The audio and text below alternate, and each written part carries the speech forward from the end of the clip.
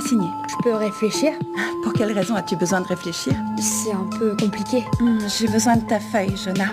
Vous voudriez pas que je signe une chose à laquelle je crois pas vraiment? Tu ne crois pas que c'est important de dire non à la drogue et à l'alcool? C'est pas aussi simple que ça. Mais la drogue est addictive. À cause d'elle, il y a des morts, des Et assassinats. elle renforce l'économie de l'Amérique. Qu'est-ce que tu viens de dire? Est-ce que vous savez ce qu'est le produit intérieur brut? C'est la somme de tout l'argent dépensé. Je sais ce qu'est le produit intérieur brut, Jonah. Eh ben, je signerais tout de suite un papier qui dirait « Ce serait bien que les gens ne soient pas accrochés à la drogue ». Mais en fait, ils le sont.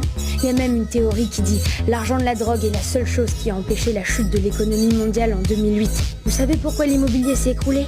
Parce que l'argent de la drogue était la seule chose qui pouvait aider les grosses banques. Sans parler des 350 millions de narcodollars qui ont permis de payer des ponts, des routes et des hôpitaux. Sûrement même l'éducation. Peut-être même une partie de ce lycée. Tu veux bien sortir une minute, s'il te plaît? T'es qu'un gros naze. Tu sais ce que c'est, un gros naze? Ne pas avoir envie de parler, c'est différent de ne pas savoir parler. Vous semblez adorer tenir la discussion. Moi, je laisse parler ceux qui aiment parler.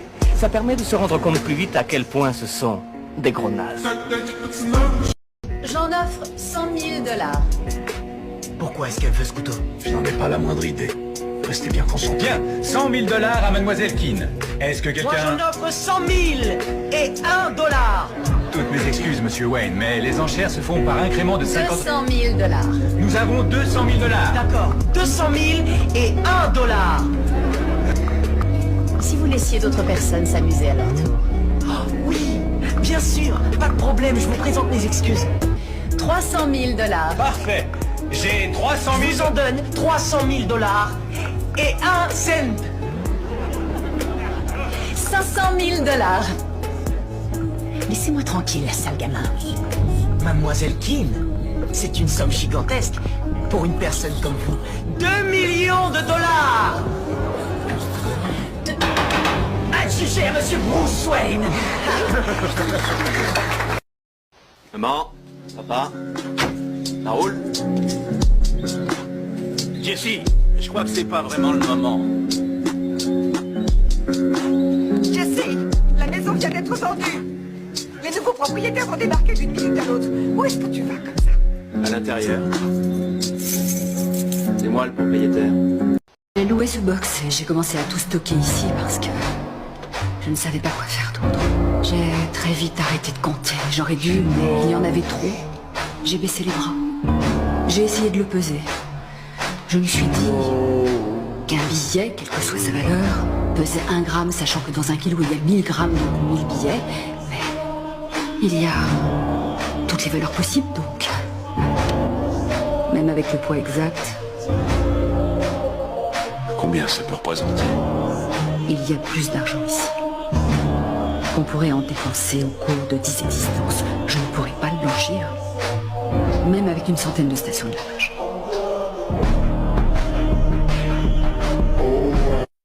Vous disiez qu'un homme est venu, qu'il s'est penché au-dessus du comptoir et que, je cite, il a attrapé l'argent dans la caisse et s'est sauvé en courant.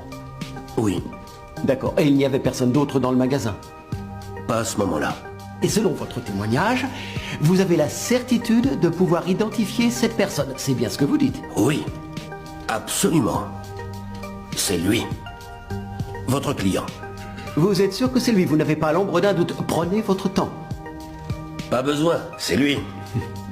Cela vous surprendrait-il d'apprendre, monsieur Harkness, que l'homme que vous venez de montrer du doigt n'est pas l'accusé?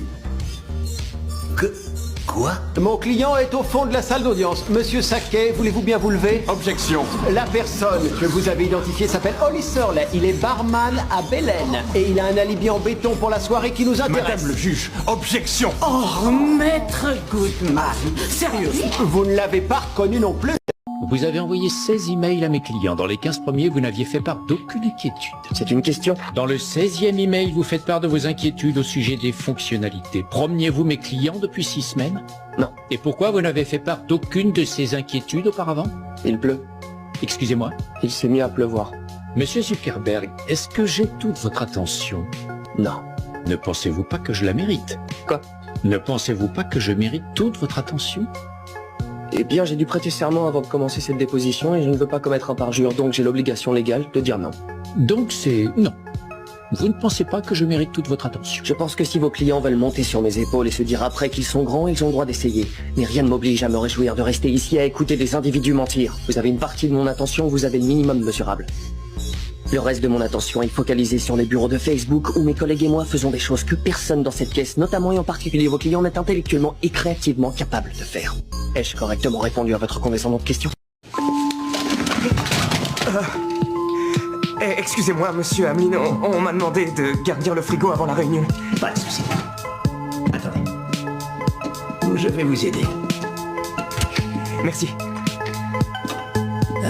Vous, c'est... Carrie Anderson. Bien sûr, Carrie. Carrie, que se passe-t-il quand on fait tomber ou qu'on secoue une canette de soda? Ah oui,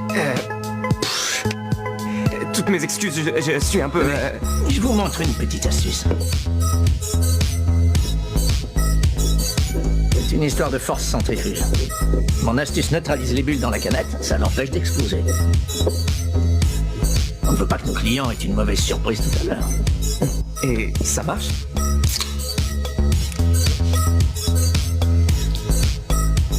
Il n'y a que moi ici, pourquoi tu passes ton temps à essuyer ce verre? Un truc de barman. Les gens ne supportent pas de voir un barman qui attend devant eux. Tu peux arrêter tes trucs de barman avec moi, je suis tout seul dans l'espace. Vous n'êtes pas là où vous aimeriez être. On a l'impression que vous aimeriez être ailleurs. Tu l'as dit. Bon, imaginons que d'un claquement de doigts, vous puissiez vous retrouver où vous voulez. Je parie que vous vous sentiriez pareil. Pas à votre place. Vous êtes tellement obsédé par l'idée de ne pas être à votre place que vous en oubliez de vivre le moment présent. Qu'est-ce que tu essayes de me dire? Ne cherchez pas à maîtriser ce sur quoi vous n'avez aucun contrôle. Profitez-en. Que j'en profite. Où est-ce que tu l'as caché? De quoi tu parles? Tu as la fâcheuse tendance d'oublier que je suis détective. Il y a encore de la buée dans la douche comme si quelqu'un venait d'en sortir. Tes cheveux sont secs. Par conséquent, il ne s'agit pas de toi. J'imagine qu'il s'agit d'un homme. Comme il n'est pas sous le lit, j'en déduis que tu l'as planqué dans l'armoire quand tu m'as entendu arriver. Qui est l'heureux élu? Mon chien, ça ne changera jamais. Tu sais que tu es cinglé. Dis-moi qui c'est. Tu veux vraiment que j'ouvre cette armoire? Bon, c'est d'accord. Comme ça, tu pourras te rendre compte à quel point tu es cinglé. D'accord, compris. Tu sais ce que je vais faire? Je vais compter jusqu'à 3. Et ensuite, je balance 6 bastos à travers la porte. Non. Si tu me dis qui est ce mec, tu lui sauves la vie. Hein? Téléphone à un psychiatre, Joe. J'en ai plein d'autres, tes menaces viennent de la dégage. Je suis ici chez moi et je trouve dégueulasse que tu crois. Quand je suis riche, je dois affronter mes problèmes en arrivant dans ma limousine, en portant un costume à 2000 $ et une putain de montre en or qui m'a coûté 40 000 $. Si quelqu'un pense que je suis superficiel ou matérialiste, qu'il aille se trouver un boulot chez McDonald's, parce que c'est sûr qu'il y sera mieux. Mais avant que vous ne partiez de cette salle pleine de vainqueurs, je veux que vous regardiez celui ou celle qui est à côté de vous. Allez-y, parce que dans un futur, pas si loin que ça, vous serez bien peinard, un feu rouge dans votre bagnole toute pourrie, et ce mec viendra se mettre au feu à côté de vous, dans sa super belle Porsche, avec sa somptueuse femme à ses côtés, qui a des putains de guibards de folie. Il n'y a aucune noblesse à être pauvre. J'ai connu la richesse, mais j'ai connu aussi la pauvreté, et j'ai choisi la richesse à chaque putain de fois. Vous devez être féroce. Vous devez être impitoyable. Au téléphone, vous devez être des putains de terroristes. Il y a une espèce de folle qui me suit, je te parie qu'elle compte tuer le président. Si j'étais toi, je sortirais ma matraque télescopique et je cognerais comme un malade, hein, sérieux.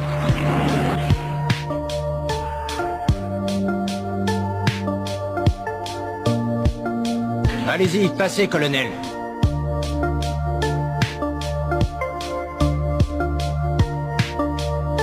Pourquoi vous me suivez comme ça? Oh, c'est pas vrai. Franchement, je ne reviens pas qu'on vous laisse entrer ici. C'est ça, ouais. Colonel Van Patten, vous pouvez aller directement en salle de crise. Vous voyez, on me réclame en salle de crise, alors allez faire mumuse dans votre coin. Monsieur Brenner, le président vous attend dans le bureau ovale. Il y en a un de plus important que l'autre, on dirait. Freddy, empêche la racaille d'entrer, hein.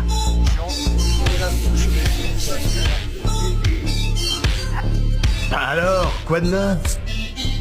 Il y a sur ce mur 3 interrupteurs. L'un des 3 sert à allumer la lampe qui se trouve dans la pièce du dessus et que nous ne pouvons pas voir d'ici. Si vous n'aviez le droit de monter vérifier qu'une seule fois, de quelle façon vous vous y prendriez pour trouver l'interrupteur qui allumera la lampe? Ce que je ferais serait d'appuyer sur le premier interrupteur, d'attendre 10 minutes, de l'éteindre, puis d'appuyer sur le deuxième. Et là, je monterai tout de suite vérifier. Si la lampe est allumée, alors c'est le deuxième. Si la lampe est éteinte, j'irai toucher l'ampoule. Si elle est chaude, c'est le premier interrupteur. Et si elle est froide, alors ça veut dire que c'est le troisième. Bravo Rémi, je te félicite. Ça a l'air d'une clé USB, mais ça c'est une banque. Si on vous dit le montant d'argent qu'il y a ici dedans, ça c'est un coffre-fort. Ce serait inutile à quiconque parce que le code il est unique. Ledger, la clé Ledger pour stocker c'est sa crypto-monnaie, son bitcoin. Tout comme aujourd'hui, je me dis si j'avais su, je me serais investi dans le bitcoin il y a 5 ans, il y a 7 ans. Et je pense que dans 10 ans, certains diront ça. Parce que moi, si je pouvais vraiment être à 100% indépendant des banques, je le serais. D'ailleurs, les banquiers ne sont pas intéressés par les pauvres. Je vais plus à l'école. Tu déconnes? Non. Alors tu fais quoi? Je fais du business. T'es chômeur. Je dirais pas ça. Tu dirais quoi? Que je fais du business. Alors qu'est-ce que t'as businessé dernièrement? Eh ben, j'ai monté une nette entreprise qui permet aux gens de télécharger et de partager de la musique gratuitement. Un peu genre Napster? Exactement, genre Napster. Où tu vas en venir? J'ai fondé Napster. C'est Sean Parker qui a fondé Napster. Enchanté. Tout l'art se résume à vous apporter de quoi croquer, tout en vous laissant croire que vous avez pris ces pièces parce que vous êtes plus malin et moins l'imbécile. En tout jeu, toute combine, il y a d'abord l'adversaire, ensuite la victime. Plus la victime est persuadée d'avoir le contrôle, et moins elle l'a en réalité.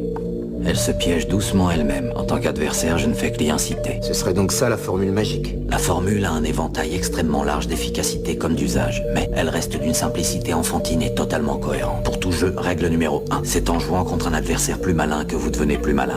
Règle numéro 2. Plus le jeu s'avère complexe, plus l'adversaire s'avère complexe. Si l'adversaire est de grande envergure, il placera la victime dans un environnement qu'il peut contrôler. Plus l'environnement est vaste, plus il en a le contrôle. Jeter un os au chien, trouver son point faible et faire mine de lui donner ce qu'il croit désirer. Échec. De cette manière, l'adversaire distrait sa victime en plaçant à sa portée ce qu'elle pense vouloir consommer. Le mot serpent me vient à l'esprit. Il faut le garder. On ne devient plus malin qu'en se mesurant à un serpent. Plus la couleuvre est grosse, plus elle a déjà servi, plus elle s'avale facilement. Pour 2 bonnes raisons. On n'imagine pas que ça ait pu être fait aussi souvent et que ça puisse être aussi énorme quand on pense au nombre de gens qui se sont fait avoir. Il arrive que l'adversaire soit mis au défi ou contesté. Dès lors, l'investissement de la victime et en conséquence, son intelligence sont contestés. Nul ne saurait accepter ça. Pas même pour soi-même. Échec et mat. Toi, moi, n'importe qui. Personne ne frappe aussi fort que la vie. C'est pas d'être un bon cogneur qui compte. L'important, c'est de se faire cogner et d'aller quand même de l'avant. C'est de pouvoir encaisser sans jamais flancher. C'est comme ça qu'on gagne. Si t'es sûr de ce que tu vaux, faut tout essayer pour l'obtenir, mais accepter aussi qu'il y ait de la casse. Au lieu de montrer le voisin du doigt en disant j'ai tout raté dans la vie à cause de lui, ou tel, ou je sais pas qui. Ça, c'est des trucs de trouillard et t'en es pas un, toi. Tu vaux mieux que ça. Vous savez, Rupert, je n'ai cessé d'être sous-estimé tout au long de ma vie. Et pendant des années, je n'ai pas compris pourquoi ça m'énervait à ce point. Et puis un jour, alors que j'emmenais mon petit garçon à l'école, j'ai vu cette citation de Walt Whitman qui était peinte sur le mur et qui disait « Soyez curieux, ne jugez pas les autres ». Alors je suis remonté dans ma voiture pour aller travailler et d'un seul coup, ça m'a frappé. Tous ces gens qui s'amusaient à me rabaisser, tous ces gens n'avaient aucune curiosité. Ils pensaient qu'ils savaient tout, qu'ils avaient tout vu. Alors ils jugeaient absolument tout et tout le monde. J'ai compris que le fait qu'ils me sous-estiment, ça n'avait rien à voir avec la personne que je suis. Parce que s'ils avaient été curieux, ils m'auraient posé des questions. Vous savez, des questions comme « Vous avez déjà joué aux fléchettes, Ted ?» Ce à quoi j'aurais répondu « Oui, monsieur. » Tous les dimanches après-midi dans un bar sportif avec mon père depuis l'âge de 10 ans jusqu'à mes 16 ans quand il est mort. Je vais t'apprendre un truc. Une vérité universelle. Valable ici et partout. Femme ou homme, c'est valable pour tous, aujourd'hui tout comme il y a 1000 ans. Tu veux des belles choses. Tu veux ce qu'il y a de mieux. Il existe 4 façons de devenir riche. 4, c'est tout. La première, c'est d'hériter. Impossible pour toi. La deuxième, c'est de voler. Mais il te manque des choses pour ça.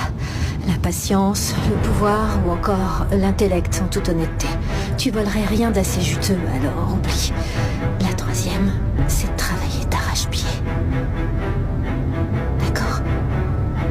Tu apprends, tu échoues. Tu apprends encore, puis tu échoues encore.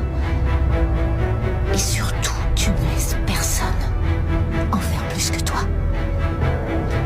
Jamais. Excuse-moi, c'est ta voiture sur le parking? Ouais. Très bel engin. Merci mon vieux. Tu gagnes un max? Ouais, ce qu'il faut pour vivre décemment. Moi j'essaie de comprendre. Toi t'as une voiture de folie et on vit dans le même immeuble. J'ai du mal à saisir combien d'argent tu te fais. J'en sais rien. 70 000 le mois dernier. Tu déconnes. Non, je suis sérieux. Moi aussi. Sérieusement, combien tu te fais? Je te l'ai dit. 70 000 $. Enfin, pour être précis, 72 000 $. T'as pris 72 000 $ en un mois? Ouais. Écoute-moi bien. Si tu me montres une fiche de paie avec 72 000 $ dessus, je quitte mon job illico et je passe pour toi.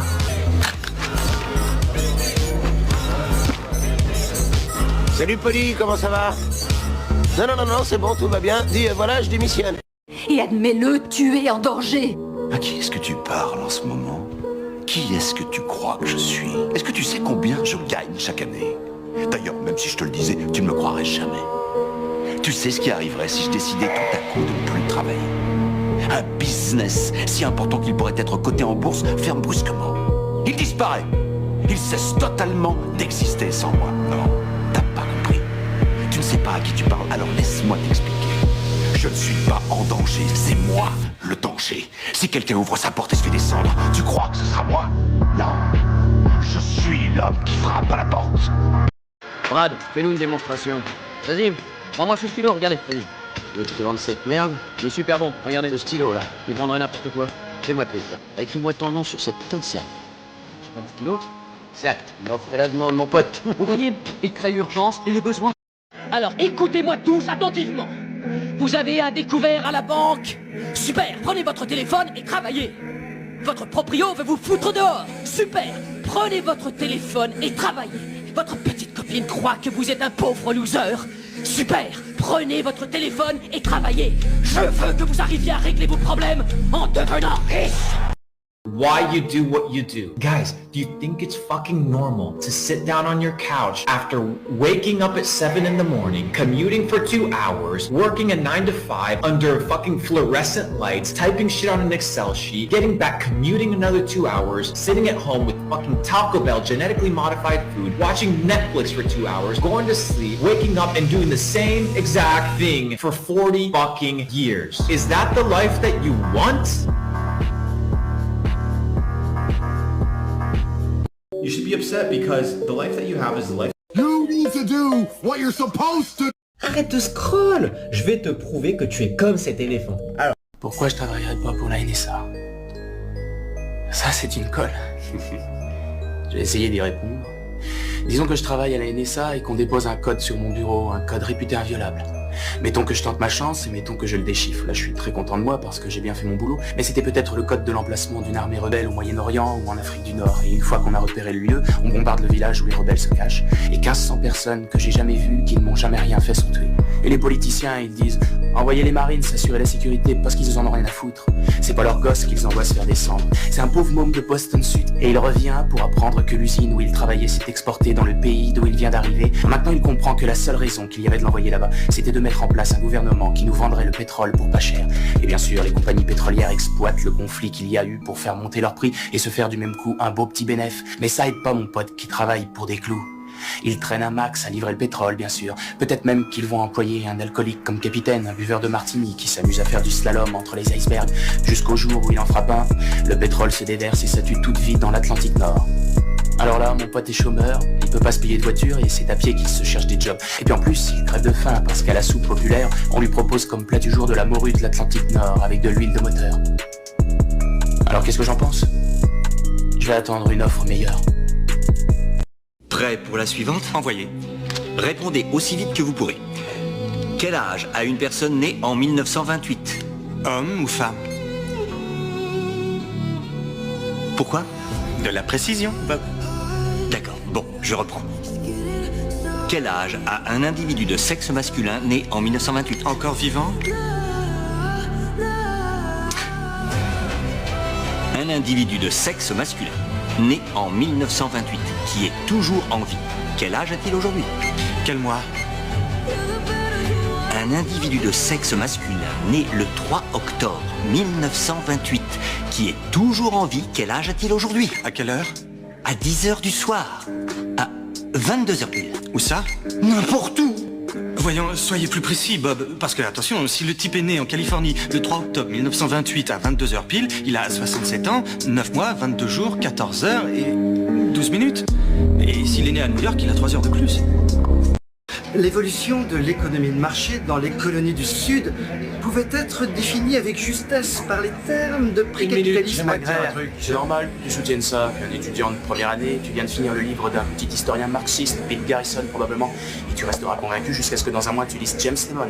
Et là, tu soutiendras que l'économie en Virginie et en Pennsylvanie était animée d'un esprit d'entreprise tout à fait capitaliste, déjà en 1740. Et ça durera jusqu'à ce que l'an prochain, tu régurgites Gordon Wood et ses opinions sur la pré-révolution et son utopie et les effets bénéfiques au capital de toute mobilisation. Je ne pense pas que je le ferai parce que Wood a tendance à sous-estimer l'impact des distinctions. Wood a tendance à sous-estimer l'impact des distinctions sociales fondées sur la fortune, en particulier la fortune héritée. Tu as lu ça dans Vickers? Ouais, je l'ai lu aussi. T'allais nous régurgiter tous les bouquins, tu n'as pas une idée personnelle sur le sujet? Alors c'est ça ton truc, tu arrives dans un bar, tu lis d'obscurs passages de quelques bouquins et tu prétends que ce sont tes idées à toi. Ce qui est triste pour un type comme toi, c'est que dans 50 ans, tu vas commencer à penser par toi-même et tu vas découvrir le fait qu'il y a deux certitudes dans ta vie. Primo, t'es pas fait pour penser. Et deuxio, tu as paumé 150 000 $ pour un enseignement que tu aurais trouvé pour 1,50 $ d'amende de retard à la bibliothèque municipale. Oui, mais moi j'aurais mon diplôme. Oui, peut-être. Mais au moins, j'aurai ma personnalité. Mais si ça pose un problème, tout ça, on peut faire quelques pas dehors et régler l'affaire entre nous. Non, il n'y a aucun problème. Cool. Bonsoir, monsieur l'agent. Bonsoir. Vos papiers, s'il vous plaît. On peut le faire comme ça. Vous me demandez mes papiers, je vous dis que je les ai pas, que c'est pas ma voiture. Forcément, le ton va monter. On peut jouer ce scénario. Vous montez dans votre voiture et passez votre chemin. Et pourquoi est-ce que je ferais ça? Parce qu'il y a des chemins dont il faut se détourner. Parce que parfois, il faut lire les pancartes. Attention aux dragons. Ici, ils ne sont pas signalés. Mais ça ne veut pas dire qu'il n'y en a pas. Sortez lentement de votre véhicule. Quel âge a votre enfant? Sortez lentement du véhicule. Je vous explique ce qui va se passer. Monsieur l'agent Grimley. Je vais remonter la vitre et je vais m'en aller. Et vous allez retrouver votre fille. Et dans quelques années, vous regarderez son visage et vous vous souviendrez que vous êtes en vie parce qu'un soir, vous vous êtes détourné d'un chemin. Vous avez choisi de marcher dans la lumière plutôt que dans la noirceur.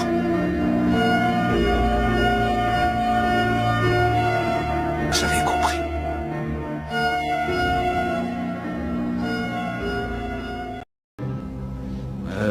Porte numéro 1? Porte numéro 1. Ben choisit la porte numéro 1 et là, l'animateur de jeu télé, qui soit dit en passant sait ce qu'il y a derrière chacune des trois portes, décide d'ouvrir une autre porte, disons qu'il choisit la numéro 3, derrière laquelle se trouve une chèvre. Bien. Ben, l'animateur s'approche et dit « Ben, vous voulez garder la porte numéro 1 ou prendre la numéro 2 ? Alors, est-il dans votre intérêt de changer de choix ?» Oui. Mais attendez, Souvenez-vous, l'animateur sait où est la voiture. Alors, comment être sûr qu'il ne joue pas avec vous, qu'il n'essaie pas de vous déstabiliser pour vous faire choisir la chèvre? Eh bien, ça n'entre pas en ligne de compte.